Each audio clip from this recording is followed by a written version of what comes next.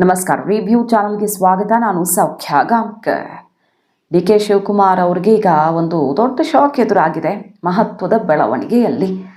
ಕರ್ನಾಟಕ ಕುರ್ಚಿ ಜಟಾಪಟಿ ಜೋರಾಗಿದೆ. C M ಕುರ್ಚಿಗೆ ಇನ್ನೇನು ಹತ್ತಿರ ಆಗ್ತಾ ಇದ್ದಾರೆ ಡಿ ಕೆ. ಈ ತಿಂಗಳ ಕೊನೆ ಒಳಗಡೆ, ವರ್ಷಾಂತ್ಯದ ಒಳಗಡೆ ಎಲ್ಲ ಫೈನಲ್ ಮಾಡಿಕೊಳ್ಳೋ ಟೈಮಲ್ಲಿ ಡಿ ಕೆಗೆ ಎದುರಾಯಿತು ಶಾಕ್. ಬಿ ಜೆ ಪಿಯಿಂದ ಬಂದ ಆಫರ್ ಏನು? ಡಿ ಕೆ ಕ್ಯಾಂಪ್ ಸಿಡಿಸಿದ ಬಹುದೊಡ್ಡ ಸೀಕ್ರೆಟ್ ಇದು. ಕುರ್ಚಿಗೆ ಸಂಬಂಧಪಟ್ಟ Delhi secret. B J P ಏನನ್ನು ಹೇಳಿತ್ತು ಡಿ ಕೆಗೆ? ಹಾಗಾದರೆ ಡಿ ಕೆ ಶಿವಕುಮಾರ್ ಅವರು ಮಾಡಿದ್ದೇನು?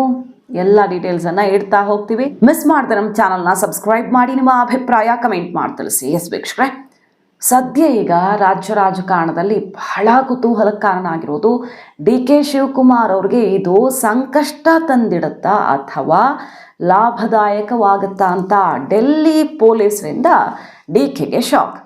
ರಾಗ ಸೋನಿಯಾ ಜೊತೆ ಡಿ ಕೆಗೆ ಈಗ ನ್ಯಾಷನಲ್ ಹೆರಾಲ್ಡ್ ಕೇಸಲ್ಲಿ ಸಂಕಷ್ಟ ಎದುರಾಗಿರೋದು. ಸೆಷನ್ ಶುರುವಾಗಿರೋ ಹೊತ್ತಲ್ಲೇ ಮೊನ್ನೆ ಅಷ್ಟೇ ರಿಪೋರ್ಟ್ ಮಾಡಿದ್ವಿ. ನ್ಯಾಷನಲ್ ಹೆರಾಲ್ಡ್ ಕೇಸಲ್ಲಿ ಮತ್ತೊಂದು ಮಹತ್ವದ ಬೆಳವಣಿಗೆ. ಇಡಿ ಶಾಕ್ ಕೊಟ್ಟಿದೆ. ರಾಹುಲ್ ಗಾಂಧಿ ಮತ್ತು ಸೋನಿಯಾ ಗಾಂಧಿ ಈ ಕೇಸ್ನಲ್ಲಿ ಆರೋಪಿತರ ವಿರುದ್ಧ ಹೊಸದಾಗಿ ಫ್ರೆಶ್ ಆಗಿ FIR ದಾಖಲಿಸಿದೆ ಡೆಲ್ಲಿ ಪೊಲೀಸ್. ಯಾಕಂದರೆ ಇಡಿ ಏನು ಕೆಲವೊಂದು ಅಂಶಗಳಲ್ಲಿ ಲೂಪ್ ಹೋಲ್ಸ್ ಇವ್ರಿಗೆ ಅನುಕೂಲ ಮಾಡಿಕೊಡ್ತಾ ಇದೆ. ಈ ಕೇಸಲ್ಲಿ ದಾಖಲೆಗಳಿದ್ರೂ ಕೂಡ ಜಾರ್ಕೊಳ್ಳೋಕೆ ಈಸಿ ಆಗ್ತಿದೆ ಅನ್ನೋ ರೀತಿಯಲ್ಲಿತ್ತು. ಆದರೆ ಇಡಿ ಆ ಎಲ್ಲ ತಪ್ಪುಗಳನ್ನು ಸರಿಪಡಿಸೋದಕ್ಕೆ ಹುಡುಕೊಂಡಿರುವಂಥ ದಾರಿಯೇ ಈ ಫ್ರೆಶ್ ಅಂದರೆ ಹೊಸ FIR ಅಂತ ಹೇಳಲಾಗ್ತಿದೆ. ಅಂದರೆ ಆ ರೀತಿ ಆರೋಪಗಳನ್ನು ಕೂಡ ಕಾಂಗ್ರೆಸ್ ಮಾಡ್ತಾ ಇದ್ದಾರೆ. ಪೊಲಿಟಿಕಲ್ ದ್ವೇಷಕ್ಕಾಗಿ ಈ ರೀತಿ ಮಾಡ್ತಿದೆ. 12 ವರ್ಷಗಳ ಬಳಿಕ ಮತ್ತೆ ಹೆಂಗೆ FIR ಆಯಿತು ಅಂತ. ಸೊ ಇದು ಗಂಭೀರ ಸ್ವರೂಪದ್ದು.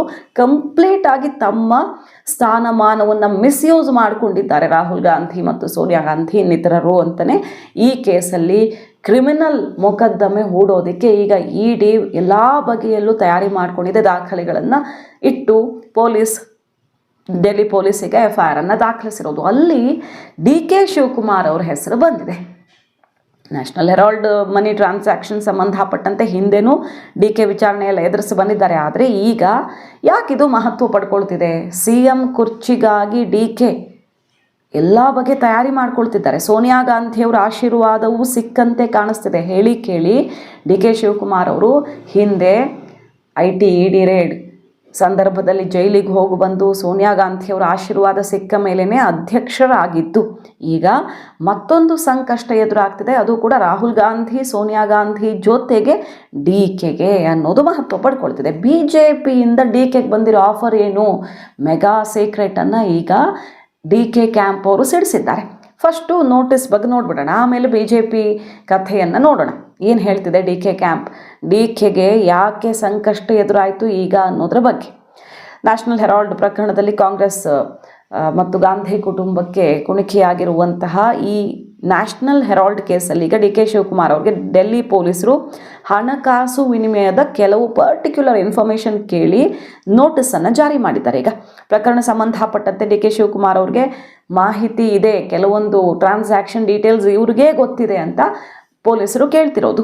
ಹಾಗೆ ಆರ್ಥಿಕ ಅಪರಾಧ ವಿಭಾಗ ನವೆಂಬರ್ 29ರಂದು ನೋಟಿಸನ್ನು ಕಳಿಸ್ಕೊಟ್ಟಿದ್ದು ಲಿಖಿತವಾಗಿ ವೈಯಕ್ತಿಕ ಹಿನ್ನೆಲೆ, ಕಾಂಗ್ರೆಸ್ ಪಕ್ಷದೊಂದಿಗಿನ ಒಡನಾಟ, ಅವರು ಅಂದರೆ ಡಿ ಕೆ ಅಥವಾ ಅವರ ಶೇರ್ಸ್ ಇರುವಂಥ ಅಥವಾ ಸಂಬಂಧಪಟ್ಟಂತಹ ಸಂಸ್ಥೆಗಳಿಂದ ಯಂಗ್ ಇಂಡಿಯಾಗೆ ವರ್ಗಾವಣೆಯಾಗಿರುವಂಥ ಹಣದ ಮೂಲದ ಬಗ್ಗೆ ಕಂಪ್ಲೀಟ್ ಡೀಟೇಲ್ಸನ್ನು ಈಗ ಎಲ್ಲಿಂದ ಬಂತು ಇದು, ಯಾಕಾಗಿ ನೀವು ದುಡ್ಡು ಕೊಟ್ಟಿದ್ದೀರಿ, ಎಲ್ಲ ಡೀಟೇಲ್ಸನ್ನು ಡಿ ಕೆ ಶಿವಕುಮಾರ್ ಅವ್ರು ಕೊಡಬೇಕಾಗಿದೆ. ಮತ್ತು ಸುಮ್ಮನೆ ಹೇಳಿಕೆ ಕೊಟ್ಟರಾಗಲಿಲ್ಲ. ಈ ವ್ಯವಹಾರಕ್ಕೆ ಸಂಬಂಧಪಟ್ಟ ಸಂಪೂರ್ಣ ಆದಾಯ ತೆರಿಗೆಯ ದಾಖಲೆ ತೊಗೊಂಡು ಬರಬೇಕು. ಹಣಕಾಸು ಹೇಳಿಕೆ ಮತ್ತು ದೇಣಿಗೆ ಪ್ರಮಾಣ ಪತ್ರ, ಈ ಮೂರೂ ಡಾಕ್ಯುಮೆಂಟ್ಸನ್ನು ಡಿ ಕೆ ಸಲ್ಲಿಕೆ ಮಾಡದೇ ಇದ್ದರೆ ಸಂಕಷ್ಟ ಎದುರಾಗುತ್ತೆ. ಸೊ ಹಣಕಾಸು ಹೇಳಿಕೆ ಅಂದರೆ ಸ್ಟೇಟ್ಮೆಂಟು, ಆದಾಯ ತೆರಿಗೆ ದಾಖಲೆ, ದೇಣಿಗೆ ಪ್ರಮಾಣ ಪತ್ರ, ಇದು ಮೂರನ್ನು ಡಿ ಕೆ ಒದಗಿಸ್ತಾರ. ಈಗ ಡೆಲ್ಲಿ ಪೊಲೀಸರ ಎದುರು ಆರ್ಥಿಕ ಅಪರಾಧ ವಿಭಾಗದ ಎದುರು ಡಿ ಕೆ ಶಿವಕುಮಾರ್ ಹಾಜರಾಗಬೇಕಾಗತ್ತೆ. ಇದು ಮಹತ್ವ ಪಡ್ಕೊಳ್ತಿದೆ. CM ಕುರ್ಚಿ ಜಟಾಪಟಿ ತಾರಕಕ್ಕೇರಿರುವ ಹೊತ್ತಲ್ಲಿ ರಾಹುಲ್ ಗಾಂಧಿ ಅವರು ಸ್ವಲ್ಪ ಸಾಫ್ಟ್ ಆಗಿದ್ದಾರೆ ಈಗ ಡಿ ಕೆ ಕಡೆಗೆ. ಯಾಕಂದರೆ 28ರ ಲೀಡರ್ಶಿಪ್ ಅನಿವಾರ್ಯ ಅನ್ನೋದನ್ನು ಖರ್ಗೆ ಸೋನಿಯಾ ಗಾಂಧಿಯವರು ರಾಹುಲ್ ಗಾಂಧಿಯವ್ರಿಗೆ ಮನವರಿಕೆ ಮಾಡಿಕೊಡ್ತಿರೋದು. ಸಿದ್ದರಾಮಯ್ಯನವ್ರನ್ನ ಬಿಟ್ಕೊಡೋದಕ್ಕೆ ಮನಸ್ಸಿಲ್ದಿದ್ರು ಭವಿಷ್ಯಕ್ಕೋಸ್ಕರ ಡಿ ಕೆಗೆ ಮಣೆ ಹಾಕಬೇಕು ಅನ್ನೋ ರೀತಿಯಲ್ಲಿ ಬೆಳವಣಿಗೆಗಳಾಗ್ತಿದ್ದಾವೆ. ಮತ್ತು ಒಂದೇ ಒಂದು ಟಾಸ್ಕ್ ಕೊಡಲಾಗಿದೆ ಡಿ ಕೆಗೆ, ಆಯಿತು ನಿಮ್ಗೆ ಕುರ್ಚಿ ಕೊಡೋಣ, ಆದರೆ ಸಿದ್ದು ಕ್ಯಾಂಪ್ನ ನಾಯಕರ ಮನವೊಲಿಸಿ ಸಿದ್ದರಾಮಯ್ಯನವ್ರನ್ನ ನಾವು ನೋಡ್ಕೊಳ್ತೀವಿ ಅಂತ.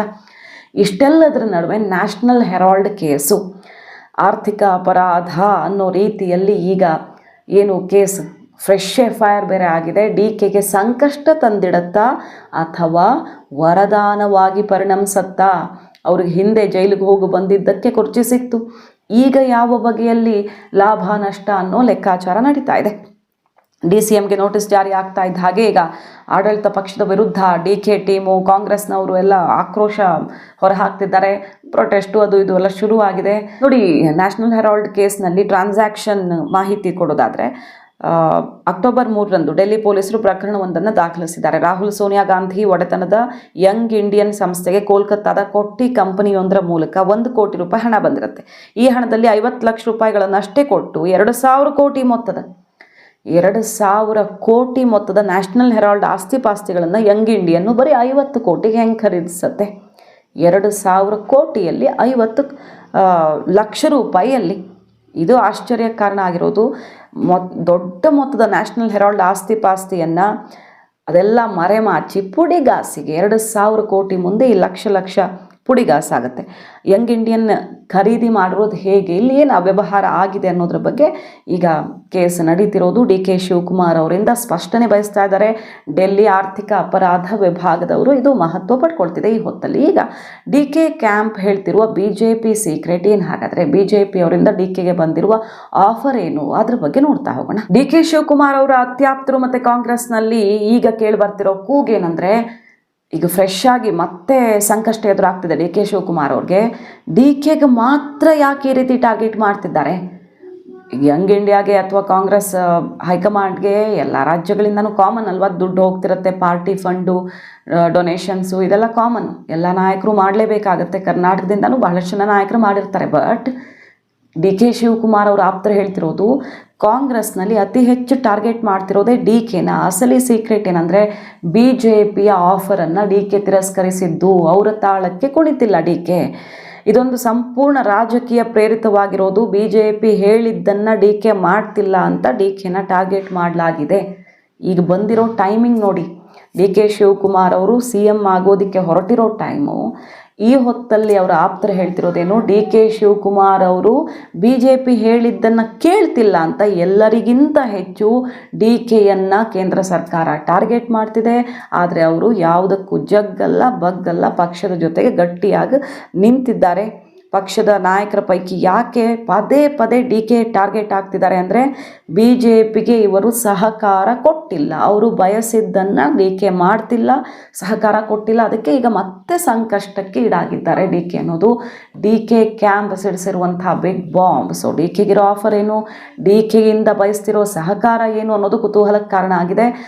ಇತ್ತೀಚೆಗಷ್ಟೇ ಅವರು ಹೇಳಿದರು, ಒಂದು ಪ್ರಬಲ ಪಕ್ಷದ ನಾಯಕರು ಮನೆಗೇ ಹುಡುಕೊಂಡು ಬಂದಿದ್ರು ಅಂತ.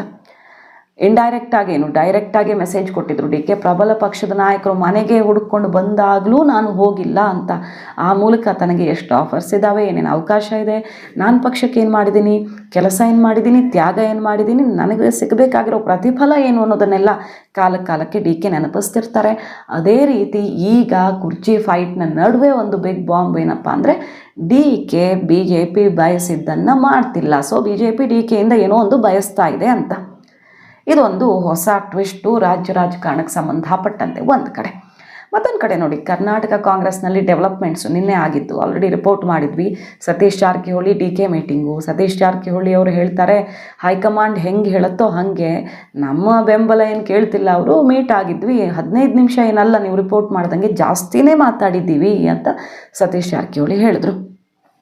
MB ಪಾಟೀಲ್ರು ಸಿದ್ದರಾಮಯ್ಯನವರ ಆಪ್ತ ಬಳಗದಲ್ಲಿ ಗುರುತಿಸ್ಕೊಂಡಿದ್ರು. ಇತ್ತೀಚೆಗೆ ಅವರು ಡೆಲ್ಲಿ ಜೊತೆ ಜಾಸ್ತಿ ಕನೆಕ್ಟ್ ಆಗಿದ್ದಾರೆ. ಸಿದ್ದು ಕ್ಯಾಂಪ್ ಅನ್ನೋದಕ್ಕಿಂತ ನೇರವಾಗಿ ಹೈಕಮಾಂಡ್ ಜೊತೆ ವ್ಯವಹರಿಸ್ತಿದ್ದಾರೆ ಅನ್ನೋದು, ಮತ್ತು ಸಿದ್ದರಾಮಯ್ಯನವರ ಕೆಲವು ವಿಚಾರಗಳಲ್ಲಿ ಸ್ವಲ್ಪ ಅಂತರ ಕಾಯ್ದುಕೊಳ್ತಿದ್ದಾರೆ ಅನ್ನೋದು ಸುಮಾರು ದಿನಗಳಿಂದ ಗಮನಿಸ್ತಾ ಇದ್ದೀವಿ ನಾವು.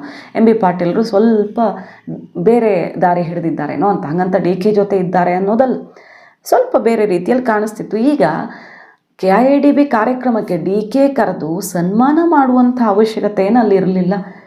ಓಕೆ, ಡಿ ಕೆ ಶಿವಕುಮಾರ್ ಅವರು ಪಕ್ಷದ ಅಧ್ಯಕ್ಷರು ಅಂತ ಕರೆದ್ರು, DCM ಅಂತ ಕರೆದ್ರು, ಮುಂದಿನ ಭವಿಷ್ಯದ CM ಆಗಬಹುದು ಅಂತ ಕರೆದ್ರು, ತಮ್ಮ ಲೆಕ್ಕಾಚಾರ, ತಮ್ಮ ಭವಿಷ್ಯವನ್ನು ಭದ್ರ ಮಾಡಿಕೊಳ್ಳೋ ಲೆಕ್ಕಾಚಾರದಲ್ಲಿ ಎಲ್ಲರೂ ಇರ್ತಾರೆ. ಸೊ ಎಂ ಬಿ ಪಾಟೀಲರು ಕರೆದು ಸನ್ಮಾನ ಮಾಡಿ ತನ್ನ ಕಾರ್ಯಕ್ರಮದಲ್ಲಿ ಅಥವಾ ತನ್ನ ಕಾರ್ಯವ್ಯಾಪ್ತಿಯಲ್ಲಿ ಅವ್ರಿಗೊಂದು ವಿಶೇಷ ಸ್ಥಾನಮಾನ ಕೊಟ್ಟಿದ್ದಾರೆ ಅನ್ನೋದು ಇಂಟ್ರೆಸ್ಟಿಂಗೇ ಅಲ್ವಾ. ಹೇಳಿ ಕೇಳಿ ಎಂ ಬಿ ಪಾಟೀಲರು ಡಿ ಕೆ ನಡುವೆ ಅರ್ಧ ಗಂಟೆ ಸೀಕ್ರೆಟ್ ಮಾತುಕತೆ ಆಗಿದೆ. ಇಲ್ಲಿ ಸತೀಶ್ ಜಾರಕಿಹೊಳಿ ಅವರೇ ಸುದೀಪ್ ಮನೆ ಮದುವೆಯಲ್ಲಿ ಡಿ ಕೆ ಶಿವಕುಮಾರ್ ಅವ್ರನ್ನ ಸತೀಶ್ ಜಾರಕಿಹೊಳಿನೇ ಹೋಗಿ ಊಟಕ್ಕೆ ಕರೆದಿದ್ದಾರೆ.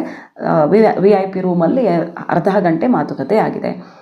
ಪ್ರಿಯಾಂಕ್ ಖರ್ಗೆ ಅವರು ಬರ್ತಾರೆ ಡಿ ಕೆ ಮನೆಗೆ. ಇಷ್ಟೆಲ್ಲ ಆದಮೇಲೆ ಪ್ರಿಯಾಂಕ್ ಖರ್ಗೆ ಅವರು ಸುದೀರ್ಘವಾಗಿ ಗಂಟೆಗಟ್ಟಲೆ ಡಿ ಕೆ ಜೊತೆ ಮಾತುಕತೆ ಮಾಡಿದ್ದಾರೆ.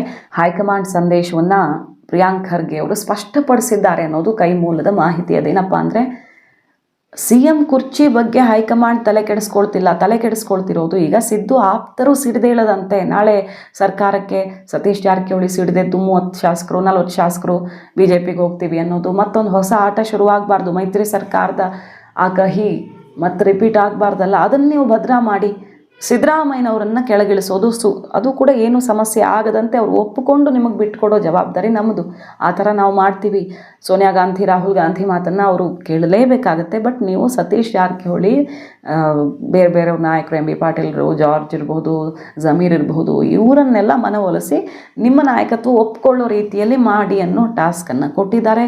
ಸೊ ಸಿದ್ದರಾಮಯ್ಯನವರ ಟೆನ್ಷನ್ ಬಿಟ್ಟು ಈಗ ಡಿ ಕೆ ಶಿವಕುಮಾರ್ ಅವರು ಅವರ ಆಪ್ತರನ್ನು ವಿಶ್ವಾಸಕ್ಕೆ ತಗೊಂಡು ಅವ್ರಿಗೆ ಒಬ್ರಿಗೆ ಅಧ್ಯಕ್ಷ ಸ್ಥಾನನ, KPCC ಅಧ್ಯಕ್ಷ ಸ್ಥಾನ ಮತ್ತು ಬೇರೆ ನಾಯಕರುಗಳಿಗೆ ಪ್ರಮುಖ ಸಚಿವ ಸ್ಥಾನಗಳು, ಹುದ್ದೆ ಅದನ್ನೆಲ್ಲ ಖಚಿತಪಡಿಸುವ ಮೂಲಕ ನಿಮ್ಮ ಜೊತೆ ನಾನು ಏನು ಪೈಪೋಟಿಗೆ ಬೀಳೋದು, ಸಮಸ್ಯೆ ಮಾಡೋದು ಮಾಡಲ್ಲ, ಆದರೆ ನೀವು ನಮ್ಮ ಜೊತೆ ಗಟ್ಟಿಯಾಗಿ ನಿಲ್ಲಬೇಕು ಅನ್ನೋದನ್ನು ಕ್ಲಿಯರ್ ಮಾಡ್ಕೊಳ್ಳೋದಕ್ಕೆ ಆಪರೇಷನ್ ಶುರು ಮಾಡಿದ್ದಾರೆ.